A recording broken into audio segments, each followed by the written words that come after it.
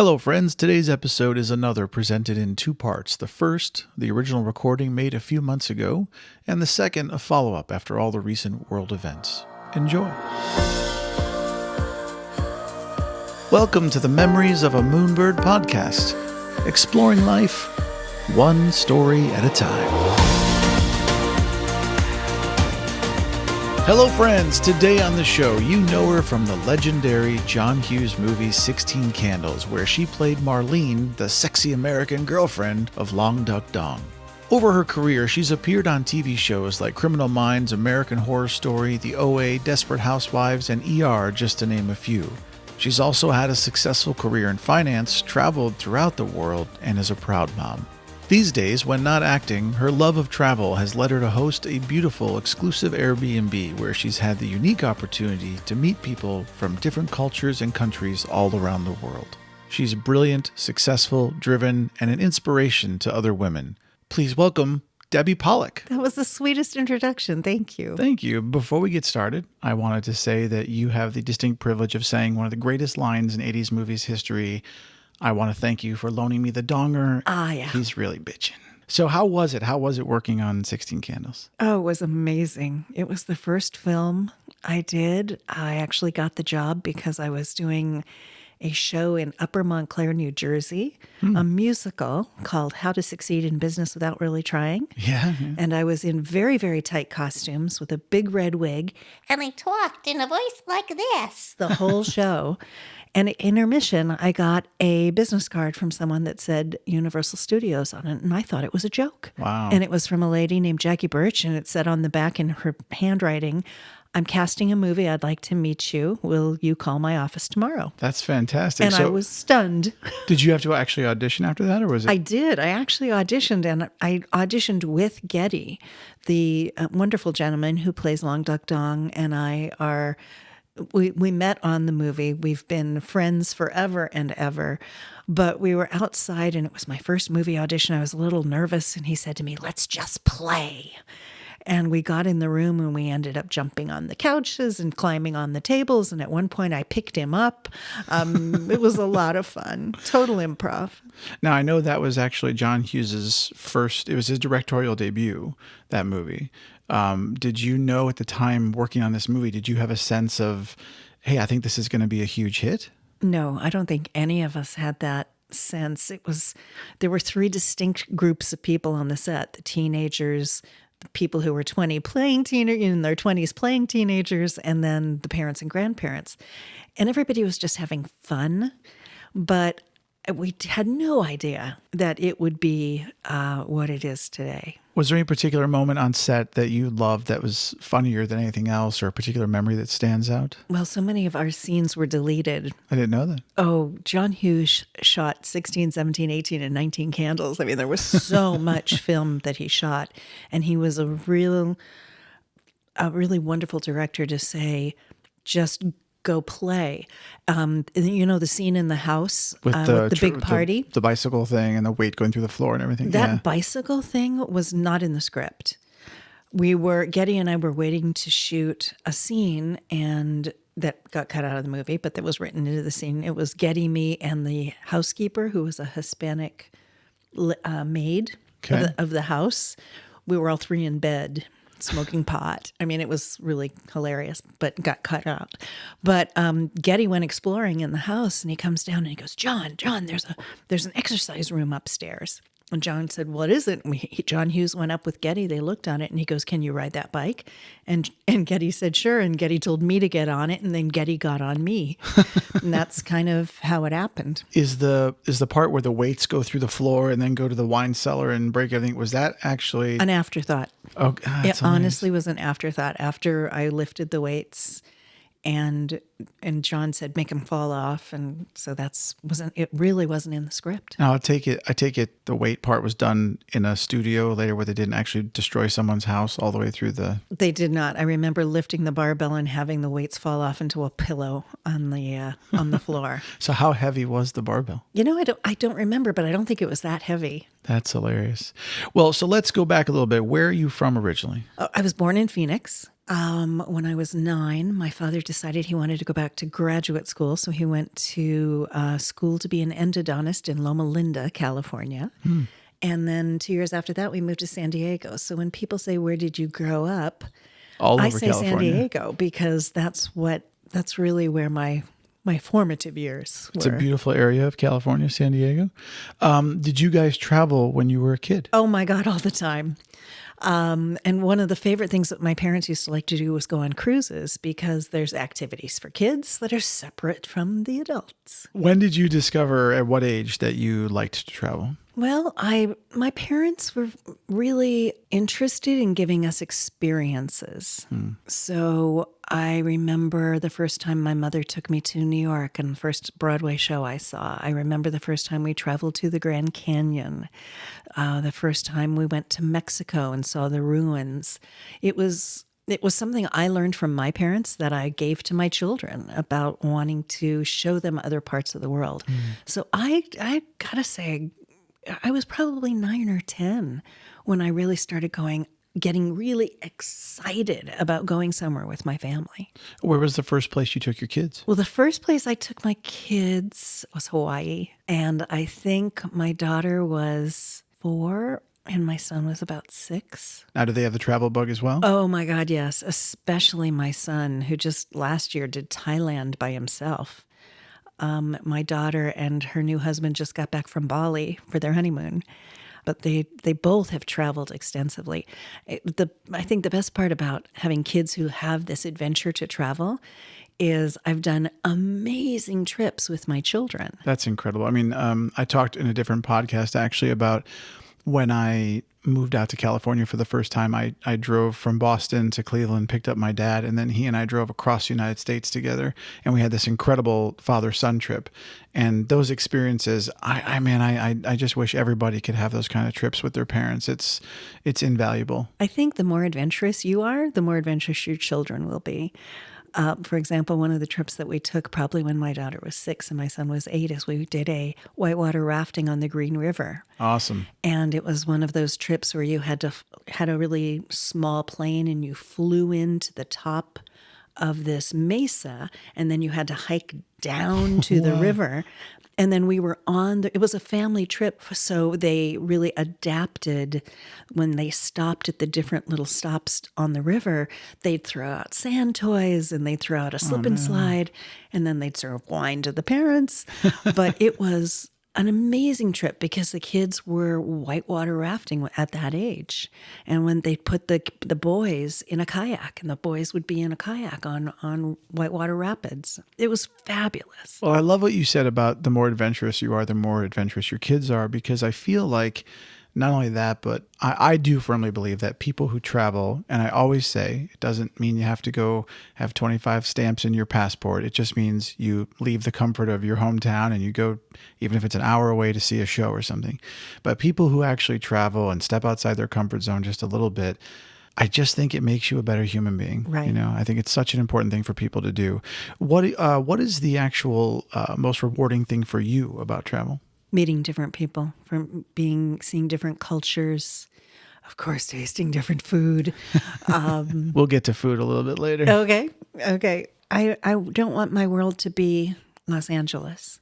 I want my world to be the world, and I want to learn about other people and have experiences that other people have. It's one of the things that I really get from my Airbnb, people bringing all their experiences and their cultures to my backyard. That's phenomenal. And I can't wait to talk to you about that. Let's go back to your careers, I should say, for just a minute, because you're not just an actor, but you've had a successful career in finance and other things. How much have you actually traveled for your various professions over the years? Well, when I was a stage singer, dancer, actor, I traveled the country working in different regional theaters, which was really interesting. I remember standing at a Dairy Queen in Coeur d'Alene, Idaho, the day that Elvis Presley died, and having everybody behind the counter sobbing, listening to the radio because Elvis had died. I remember being in another place where a small town in Indiana where I was doing Hello Dolly, and I was shopping late at night, and I was in the freezer section and there was a pass through. And on the other side of the freezer section, there was a little boy standing there singing, "Hello, Dolly." Well, hello. It was like he was singing to me because he recognized me in this small community. He'd seen the show. That's cool. So that's kind of cool. Well, and art is just such a magnificent way to reach people, you know. Over the years, what do you think has been one of the harder parts of traveling for you? There have been times when I've said, oh, I can't do that by myself. And when I actually have gone places by myself, I've always been just so happy that I did. Where's somewhere you've gone by yourself that was a standout experience? Oh, one of my favorite vacations ever. I went to Montana to the Miles City Bucking Horse Sale. It is a huge rodeo and horse sale where in Montana that people from all over the country go to buy bucking horses for their shows or their rodeos. And then during the evenings, they close down the streets of this little historic town, and they have bands and the bars are open. And I went by myself. And I remember sitting in the hotel restaurant for breakfast. And I was there with my cowboy boots and my cowboy hat. And there were 4 couples that were there, husband and wives, and they all saw me sitting alone and they invited me to sit with them. Oh, that's awesome. And I have made these friends to this day I'm still in touch with, but they're like, a single woman, come on, we're going to show you the ropes. That part was fabulous. But then also you buy seats in the grandstand, and my seat happened to be in the midst of this huge Navajo family. And they go every year because they have their kids ride the bucking horses, and they shared their food and they shared their wine. And it was so great to just have this experience. Did you buy a horse? I did not buy a horse. Okay. I did not buy a horse, but I bet on the horses because when they're not doing the sale of the horses, they're having horse races. Oh, cool. Did your horse win? No, my horse didn't win. There's something else that they did. They have this amazing thing called mutton busting. Mutton busting is where little kids, and I'm talking 3-4-year-old kids, get on body armor and a helmet. They tie a rope around a sheep, and they'll just like bronco busting, but this is sheep busting, mutton busting. Mutton busting. Hilarious. And they win, and sometimes they cry when they don't. And it was so great because you saw all the families involved in this. It was lots of fun. I can only imagine if this sport came to Los Angeles, mutton busting LA. I'm just giving someone out there an idea. I'm just throwing that out there. It was great. It was great. Well, you mentioned food earlier, and I'm a big foodie. So what's one of your favorite foods? Oh my God, I'm half Italian, so I love Italian food. Agreed. I love Ethiopian food. I love Indian food. I love a really good taco. If you were going to recommend a place in the world, anywhere, that you think everybody should see at some point in their life, if they're able to, where would you send them? That's a great question. Do I have to have been there? I guess not. Why not? I think Rome is amazing. I think Rome has... No, have you been to Rome? Yes. Okay. Several times. Okay. I think Rome is extraordinary because it's so interesting as you're walking down a street, and then you just get to the end of the street, and if you just look to your right, there's the Pantheon, or you go and you see how well preserved the Colosseum is. And I do think that's really interesting. I think people should see the Grand Canyon. I think people should see Washington, D.C. I think people should see Dubrovnik. Really? Now why? It's an enclosed fortress city right where the cruise ships drop you off. And Croatia has a real mix of beautiful, beautiful national forests. And then there are parts of the country that are still completely demolished from the wars that were there. But so historically, it's very rich. Interesting, very rich. But Dubrovnik is just beautiful.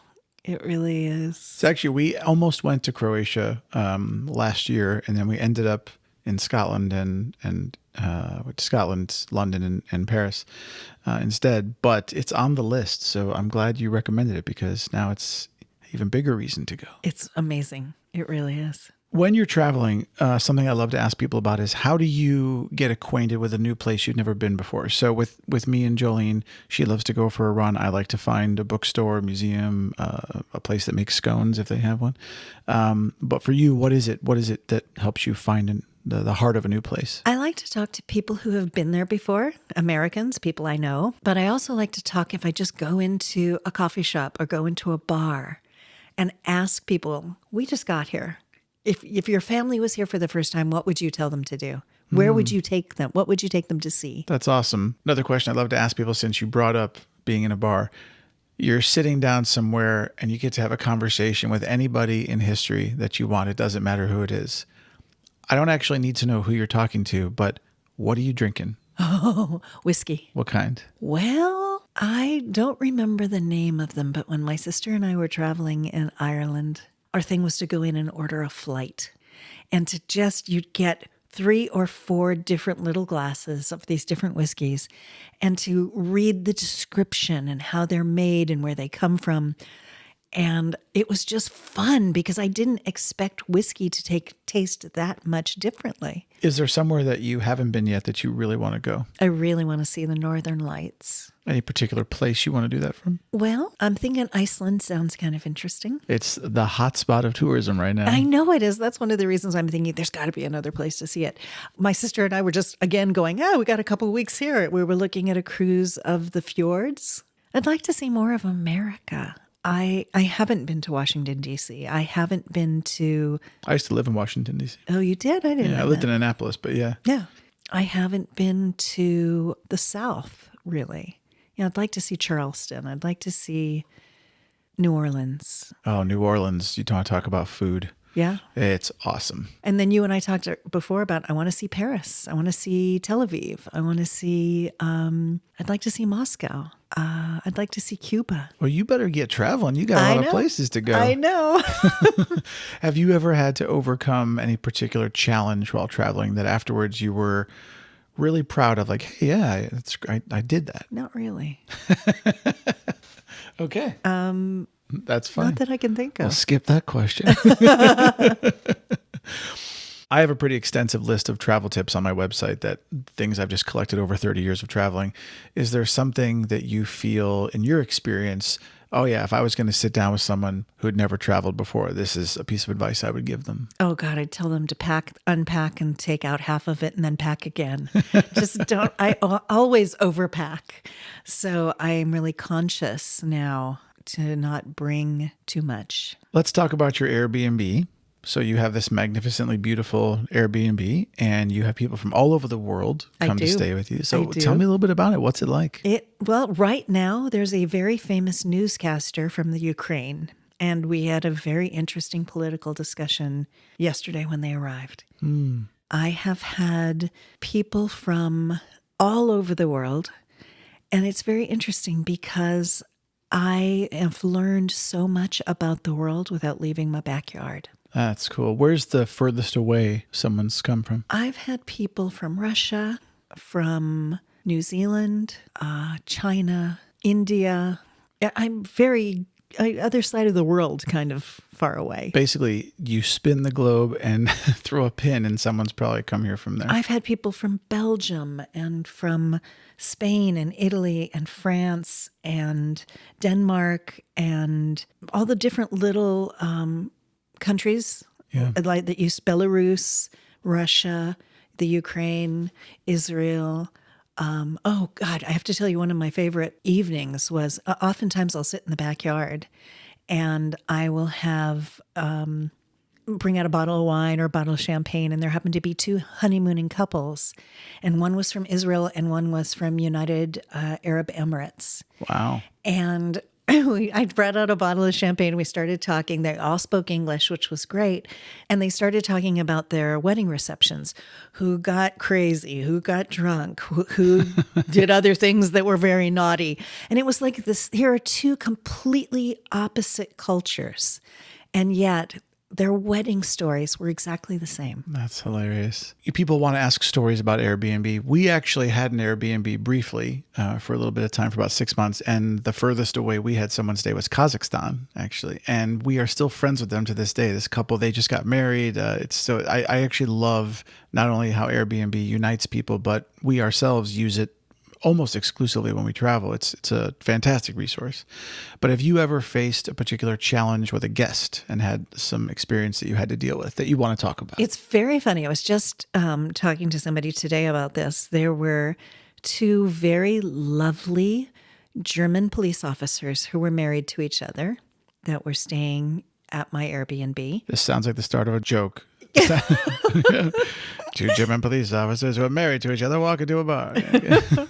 Well, he got very angry at her one night, and they had been out drinking, and he slammed the door and stormed out. He just forgot to let go of the screen door when he left, so he actually pulled the screen door right off the house. And then about 2 weeks ago, I found a drug dealer. There was a guy dealing drugs out of my house. Well, that definitely takes the cake. I am curious, how do you stay environmentally conscious with the Airbnb and as a world traveler? I've actually thought about this quite a bit as a host. When I first started, you get the little Keurig coffee maker and you have the little pods. And I thought, when I saw how many pods were going in the garbage, I thought, this is ridiculous. So I actually have found coffee pods that are biodegradable, that don't have any plastic at all on them. They're made of corn, and then the little bottom part is made of a biodegradable mesh. I also refill everything. I don't use any one single use of anything. I also give them a water filter, so I'm not giving them plastic bottles of water. It's something I've thought about a lot. I think the hardest thing about being a host in terms of the environment is the amount of laundry that we have to do. But I do use soap that's very low impact kind of detergent. That's great. And what about when you're traveling abroad? Like I tell people, and my listeners on the podcast have probably heard this 20 times by now, but I have a smaller Yeti mug and I take it with me empty through security. And I know it's just a small thing, but I'm trying to, in my corner of the world, every chance I get, do something and even learn new things on a weekly basis to better practices, I guess you'd call it, for being environmentally conscious. But as travelers, I feel like we have a responsibility to do our best to try and push environmentally conscious travel forward. I think something that I really appreciate is that the cruise lines have definitely made a real effort to try to recycle. I think I have always been really aware of water use. So many times I would do really quick showers, which I do at home too, just because in terms of saving water. But I do the exact same thing you do with the water bottles, with the Yetis, not the water bottles. Very cool. I'm going to ask you a question about research. I always tell people it's really important not only to research before they travel to their destination, but also if you happen to be someone who loves to read and you have a book that takes place somewhere extraordinary, I think it's awesome to read the book and then go travel to that place and experience it as the author did when they wrote the story. Has there been anything? No. Okay. Fine, Debbie. I'm sorry. But you were going to go philosophical. Ask me about a place that I went for spiritual reasons, or a place. Hey, Debbie, has there been a place that you've Wait, gone for spiritual reasons? That wasn't clean. No. We'll just keep rolling. Go ahead. Has there been a place that you've gone for spiritual reasons, Debbie? There was a place in my life where I was going through a lot of transitions. I really didn't know what I wanted to do next, and I knew I needed to just get away and figure some stuff out. So I bought a plane ticket to Seattle, and I got on a ferry, and I went to an island called Whidbey Island. It's this beautiful, very undeveloped little island up in the Puget Sound, and there's a place there called, if I remember right, it's called the Captain's Inn, I think. And you sit out on the porch and you look out over the sound. And I remember very clearly just sitting on that porch and taking deep breaths and just taking in this beautiful scenery. And there was something about just getting away and being alone to think that gave me such clarity and such peace that I've wanted to go back and I've never really had the opportunity. And then I really thought that's a kind of place I don't know I could ever go back to recreate that because it was so special at that time in my life. Yeah, you can't go back to the place that existed when you were there. You can just go back to the geography. Exactly. That was one of the most painful lessons I ever had to learn. And I actually wrote a post about it on the site called The Reflections of Yesterday, about when I went back home. My dad was dying and I revisited all these places from my childhood, but it was so different than when I'd been there. I'd been gone for 20 years, Mm-hmm. And it was a very odd sensation to see the high school 2.5 times the size it was. This town that was a very small Ohio town, now a burgeoning mini metropolis, is crazy. It brings up how wonderful travel is because I think people sometimes think, oh, I'm just going to go on vacation. I want to go see Paris. I want to go to New York. I want to go to Toronto, whatever. But travel is so much more than that. And I love that you brought that up because it's how wonderful to have a solitary experience just for the sake of getting away and breathing the air. That's incredible. There's something else that I like to do. And my sister is a rabbi. And my family was religious, but I'm not as religious as, say, my parents or my sister. But there is still something that I find fascinating about going into a community and seeking out their Jewish heritage in that community, finding the synagogue, finding the Jewish neighborhood. And I've just always been really drawn to that. Mm. On the flip side of that, one of my favorite things to do when I'm in Italy is go into the churches, go into the grand cathedrals, because they are so spiritual and there's such beautiful artwork and sculpture. And I've had very spiritually moving experiences standing in a cathedral in Italy. So I enjoy doing both of those things because to me, the heart of people is their spirituality. So whether it's a cathedral or a synagogue, I love seeking out those buildings when I travel because to me, that's the heart of the community that I'm in. That's great. It's beautiful. I love to ask everyone I interview, what's your Whoopi? It's a reference to the Michael Keaton Mr. Mom movie from the 80s. It's the security blanket, the thing that you don't ever want to travel without, that you always take with you. Do you have something like that? Yeah, it's so silly because it's a blanket. It is a little blanket that I actually, because I was a dancer for many years, I've got a lot of arthritis in my neck. So sometimes you're going somewhere and you're sleeping on unfamiliar pillows.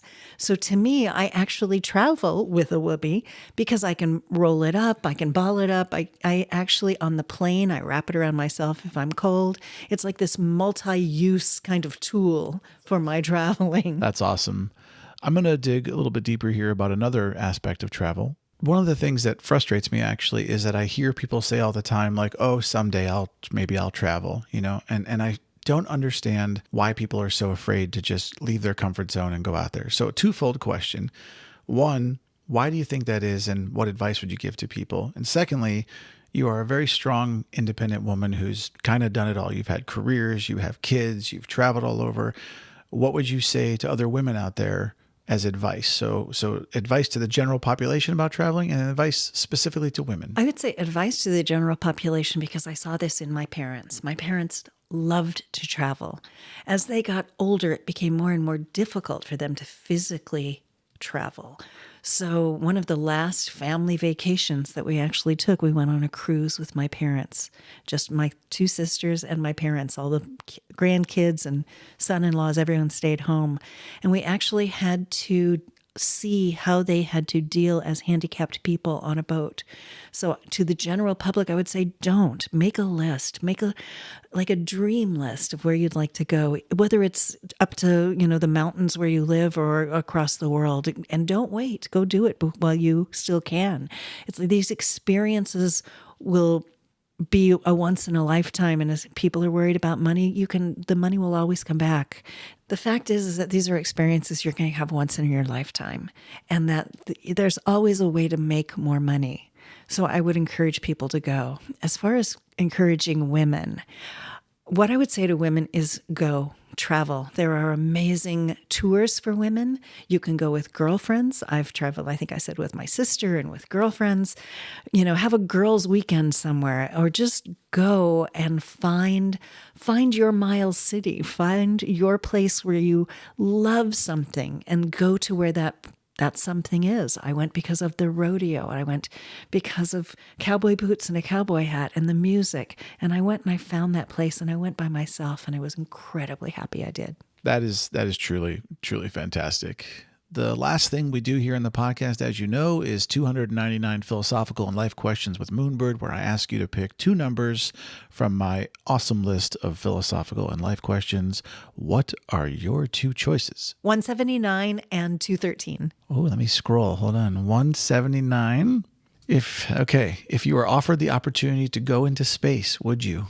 Ooh, I think I have to say yes. Because, again, it's one of those once-in-a-lifetime things. Talk about frequent flyer miles. Hello. And finally, Debbie, question 213. You ready? I'm ready. Drum roll. Could you live without the internet? Oh, boy. I'm going to say yes, because I did for so many years. I remember what it's like to have to read, to look to find for something, or have to go to the library to look something up. I remember what it's like to have to get up to change the channel. There you go. Yeah. Remember a black and white television? I do. You're not that. You do? Yes, I do. Well, not that the TV itself was black and white, but some of the stations we watched as a kid were in black and white. So I remember when the programming would end at the end of the night, you'd have that poltergeist, screen. Yes, on the TV, yes. And they'd play the national anthem, and then it would go away. In a way, I almost wish that we had moments when we could turn it off, because I think things are so immediate now that we lose a sense of interpersonal connection because of the internet, because everything's so rapid and so it just kind of invades everything. I think there's a whole generation of people that would rather text than talk.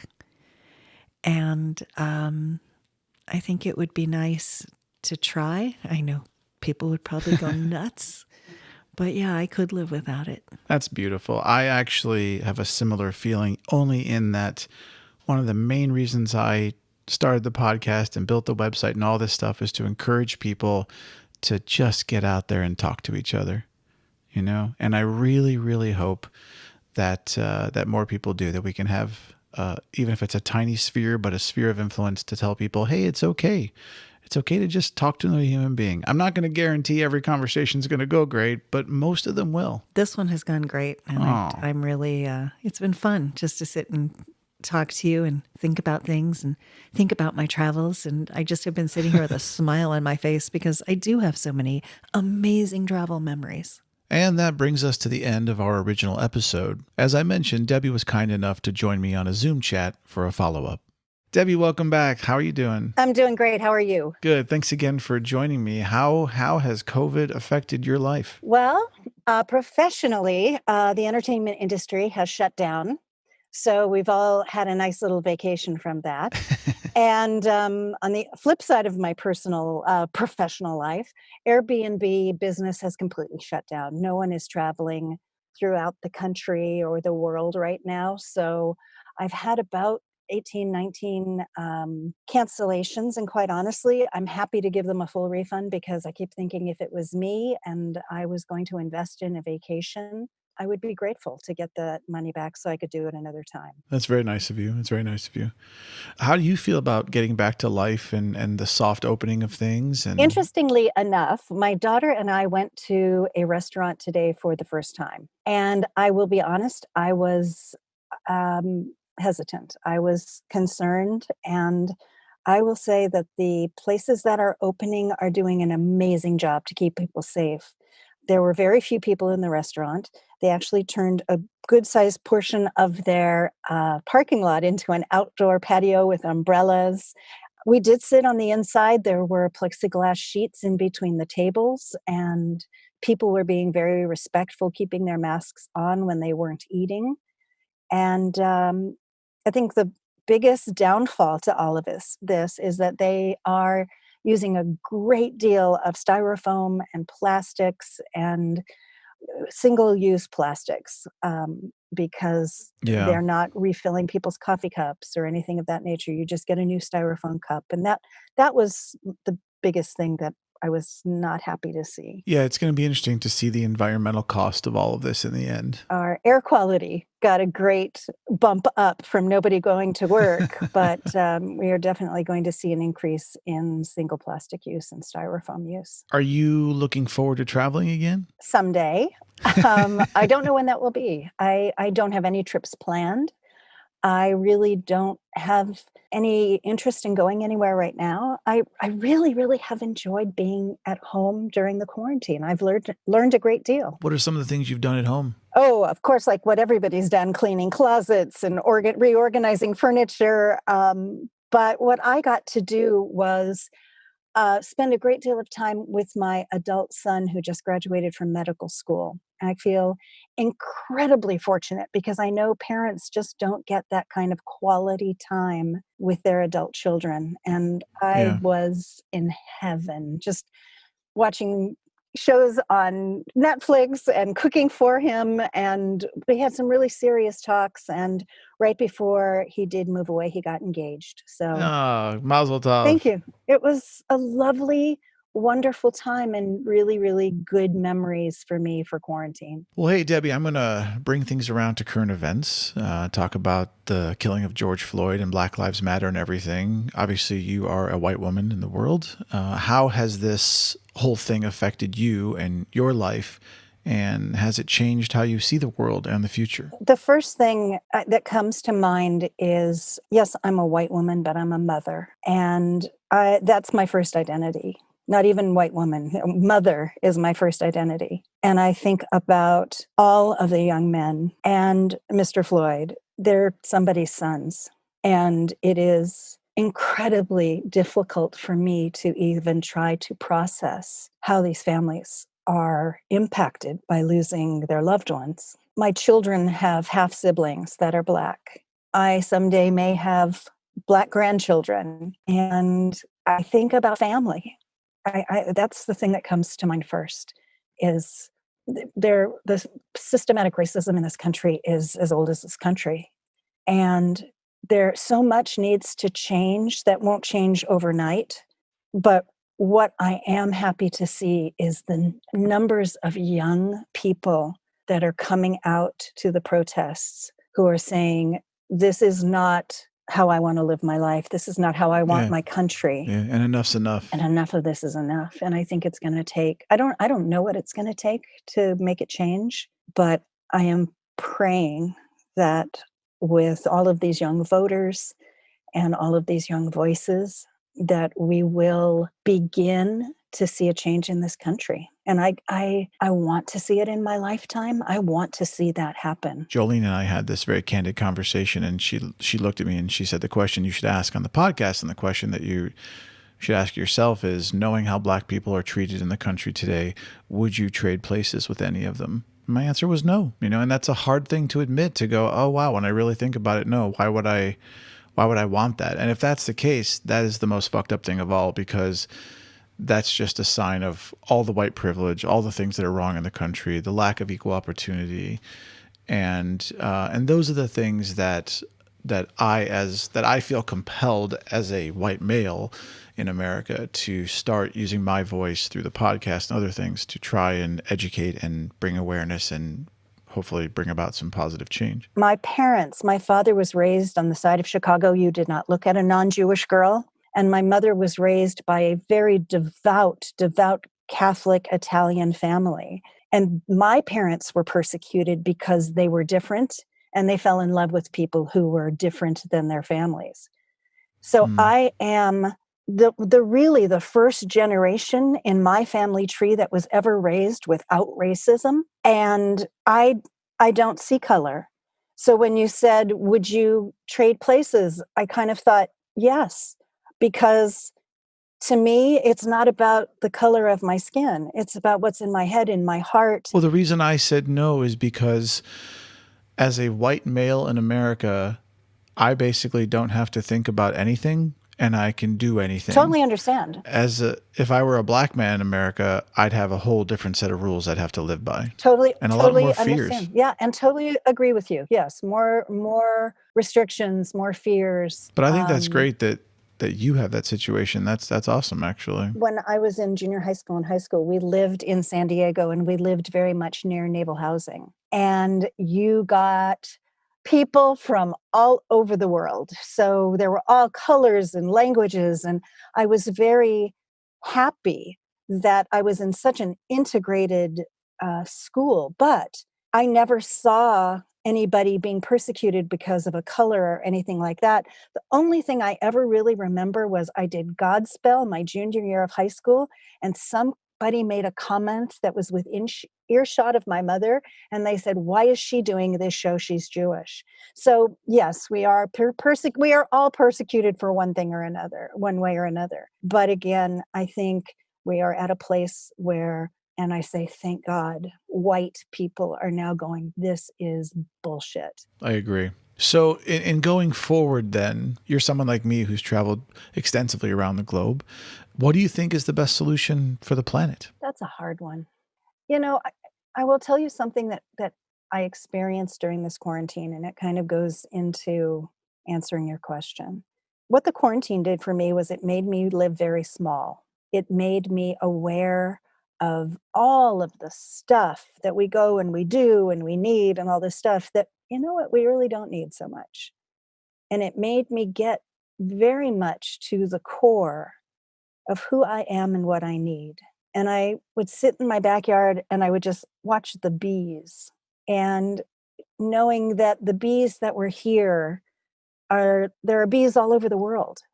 There are people all over the world. That was a very weird marriage of bees and people. I don't know how I got there, but I guess what I'm talking about is getting back to simplicity, getting back to what is necessary for us to be good human beings, what is necessary for us to be tolerant and accepting of things and people who are not as we are. And I don't know that it'll happen in this generation, maybe my grandchildren's generation. The simplicity is that we need to be good people, and we need to take care of each other, and we need to embrace our family, whether it's our genetic blood family or it's the family that we choose, our friends, and just really get back to a place of identifying what's really important, which is peace. Beautifully said. Debbie, I think that one of the gifts of age is wisdom and experience, and of course, perspective. And I'm wondering, how do you try to give perspective to people so that the younger generation see that things aren't necessarily, even though things are bad in the world and bad things happen, that the world itself is still beautiful. And we have a wonderful world, and things are better than they've ever been, and all this wonderful technology and medical advancements and stuff. How do you try to share that perspective with others? The only way I can share my perspective is how I interact with people, with the people I love, the people I meet. The only way I can share perspective is showing by example how to be kind and how to listen and really hear somebody, that it's sometimes more than what they're saying in the words that they're saying. You have to look at it from the place where you are. You have to look at your world first. If you are happy in your world, then you can start seeing the bigger global world as a more loving place. But that starts in your heart. That starts in your own place. I actually agree, but I would add that if you look at your own world and your own world is not a happy place, that doesn't give you permission to then go out there and make other people's worlds miserable, or to project this negativity onto everyone else and start saying all these terrible things, because most likely it's coming from a place that you're just not happy, but maybe a lot of other people around you are. And so I do try to not rain on other people's parades. I didn't used to be that way, and that's the truth. I used to kind of project all my negativity outward, and then, again, age and wisdom, your dad dies, all that kind of shit happens, and no wonder people say don't be a dick, But I've come to realize that's also a very important thing is don't take your stuff out on other people. Totally agree with you. And it's almost up to us as like good people and I'm not saying you're trying to fix somebody, but to be incredibly empathetic to people that only see that. If you were going to give one piece of advice to the world and say, if you want to do something positive for change in your life, what's just anything random positive that you would like to put out there for people? Just an idea, maybe. Make dinner for somebody you don't know very well. Invite them over, open a bottle of wine, have a conversation, be open to the conversation, and learn about each other's differences. Some of my most cherished memories in my life are over meals or snacks or coffees with people. I agree. And I would even add to your suggestion that if you don't want to cook dinner, meet someone for coffee and do the same thing. Have the conversation. Share a biscotti or a bagel or whatever, My son just moved to Chicago, as I mentioned.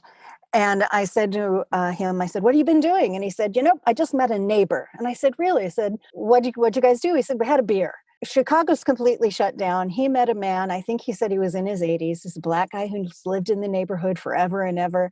And they sat on his front stoop. And my son, a white Jewish doctor, sat with this old black guy, and they had a bottle of beer. And Andy said it was like the best thing that he'd done in Chicago since he got there. That's awesome.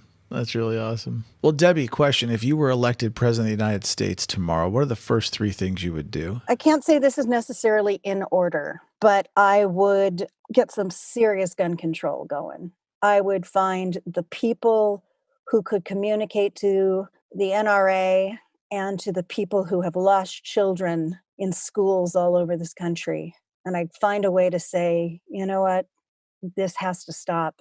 Gun control, definitely on top of the list. International relationships. Our current, I just can't say the word, but you know who I'm talking about, has destroyed so much of the legacy of the United States and has ruined so many relationships. And, we depend on a global economy. We depend on each other in this world for the environment. And just repairing those relationships, I think, is incredibly important. And lastly, and this kind of comes under an umbrella of take care of each other, address the homeless issue, address hunger in this nation, address health insurance, take care of each other. Debbie, for you, what does it mean to be spiritual? Oh, spirituality is not religion in my mind. Spirituality is about being a human being and know that there is something greater than yourself out there, whether it is an entity or an energy or a person, Buddha, Moses, Jesus.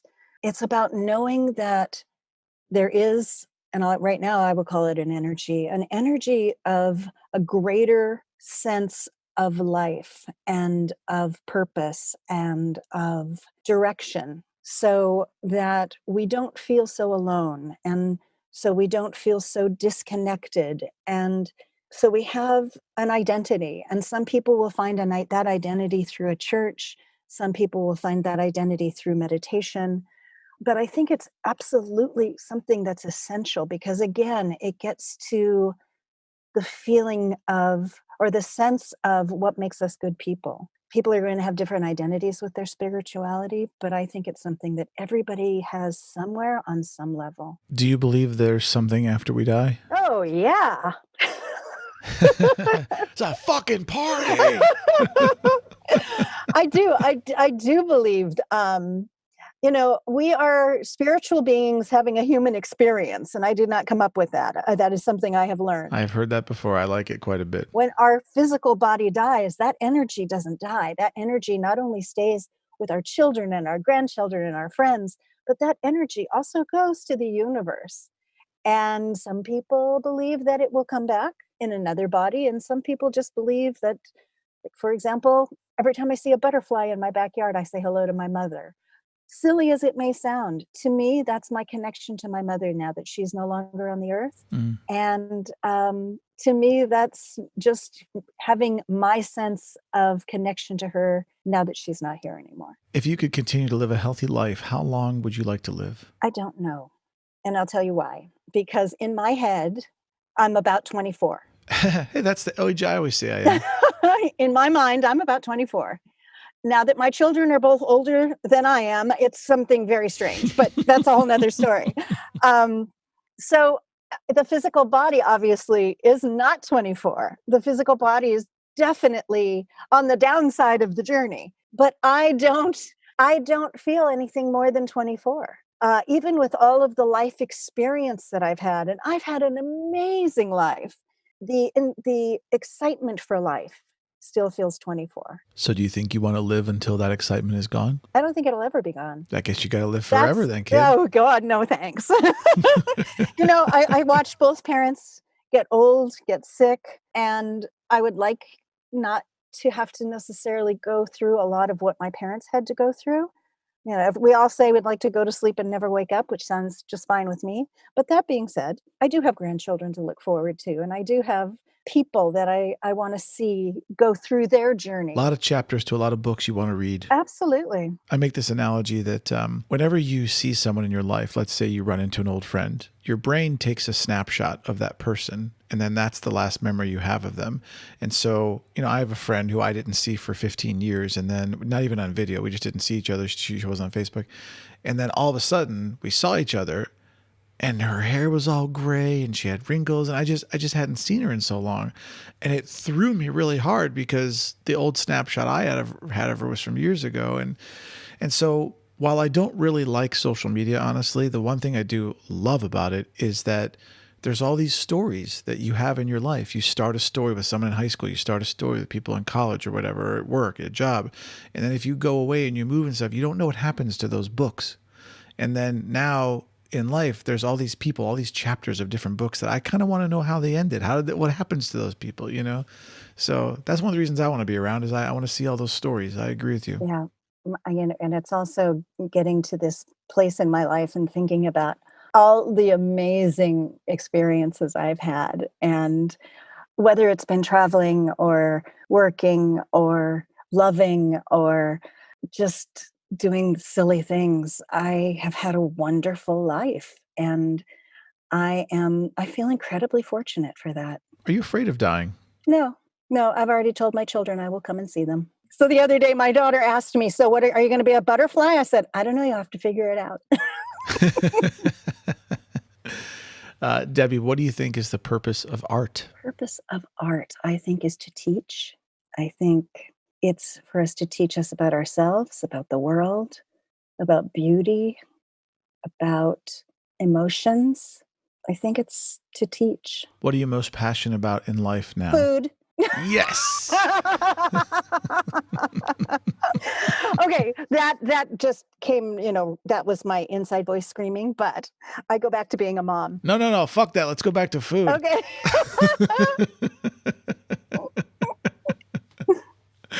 Motherhood. But what's your favorite? Well, wait, hold on. The thing that I have to say is the excitement that my daughter is married and my son is engaged and they are building their lives, and that to me is like the best show on television right now. And it frees you up to focus more on food. So do you have any new food experiences lately that you want to talk about? Have you cooked anything new under quarantine that you're like, ooh, this was awesome? What's been really interesting, because I've been getting the farm boxes and going to the supermarket infrequently. So the new food experiences is opening the refrigerator, opening the cupboard and go, okay, what can I make? And it has been absolutely thrilling and enjoyable. Don't you feel like every night is chopped in your own kitchen? Yes. And for people on the podcast who don't know, Chopped is a show on the Food Network where they give them a certain set of ingredients and they have to create something from those ingredients. It's a really fun show to watch. A surprise bunch of ingredients. Yeah. And stuff you would normally never put together. Exactly. So, yeah. But I agree. Same thing with us. We're like, I've got a yellow zucchini, an onion, 2 things of ravioli, and a bagel. What can I do here?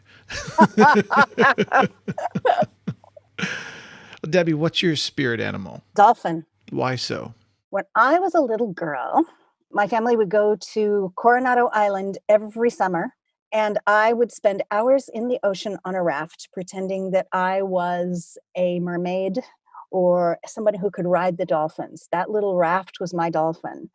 And dolphins can speak and dolphins can love, and they swim underwater, but they breathe air. And all of those things are how I feel about the inside of me, that I want to be a dolphin, to be able to swim like that and be free in the ocean, miles and miles of ocean. See, so you just gave it away. Now when your daughter goes out in the ocean, she sees a dolphin after you're dead, she's going to be like, there's mom. You know? Flipper. You remember at the end of every podcast, I do the 299 questions with Moonbird. And last time you picked your 2 questions and we answered those. Just because you're here another time, I don't normally do this again, but I want you to just for fun pick one more number from 1 to 299, and we will read you that question as the last thing we do today. Oh boy. Let's see. How about 136? 136. Oh, ending on a somber note. 136. Why did you cry the last time you did so? The last time I cried was the night before my son went to Chicago, and I knew it wasn't a somber cry. It felt like a release, like I was releasing my child to the rest of his life. And it was a beautiful cry because I was happy for him. I was sad to see him leave, but I was so thrilled to see him achieve what he had worked for so long in medical school and so hard. And I was so proud of him that he has this wonderful woman in his life. And it was almost, sounds odd to say, but I felt like proud of myself that he could do everything that he's doing. You should be proud of yourself. Any good parent who's raised some good kids, I mean, that's a heck of a thing to do in the world. And I knew I had to cry the night before he left because if I cried at the airport, he'd be furious.